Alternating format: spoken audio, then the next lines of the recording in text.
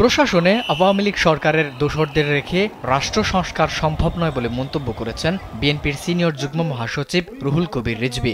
শনিবার দুপুরে রাজধানীর দক্ষিণখানে বৈষম্য বিরোধী ছাত্র আন্দোলনে পুলিশের গুলিতে নিহত শহীদ জাহিদুজ্জামান তানভীরের স্মরণে আয়োজিত সভায় এমন মন্তব্য করেন তিনি। সভায় তিনি দাবি করেন, ফ্যাসিস্ট হাসিনা সরকার জুলাই আগস্টের আন্দোলনে সারা দেশে প্রায় ২,০০০ লোকের জীবন কেড়ে নিয়েছে।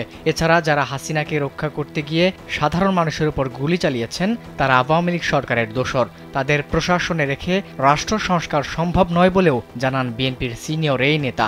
এ সময় তিনি ফ্যাসিস্ট সরকারের দোসরদের সরকারের বিভিন্ন পদ থেকে অপসারণের পাশাপাশি হত্যাকারীদের বিচারের জন্য অন্তর্বর্তী সরকারের কাছে দাবি জানান।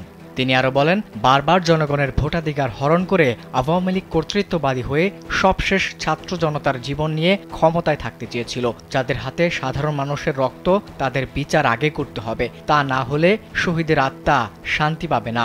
প্রতিবেশী দেশ ভারতের সঙ্গে বাংলাদেশের সম্পর্ক প্রসঙ্গে রুহুল কবির রিজভী বলেন, গোটা বিশ্ব হাসিনার প্রহসনের ভোট বর্জন করলেও একমাত্র ভারত সাপোর্ট করেছে। বাংলাদেশের মানুষ আর কখনোই নতজানু হয়ে থাকবে না। এ সময় অন্তর্বর্তী সরকারকে প্রয়োজনীয় সংস্কার শেষে দ্রুততম সময়ে দেশে অবাধ, সুষ্ঠু ও নিরপেক্ষ নির্বাচন অনুষ্ঠানেরও দাবি জানান বিএনপির এই নেতা।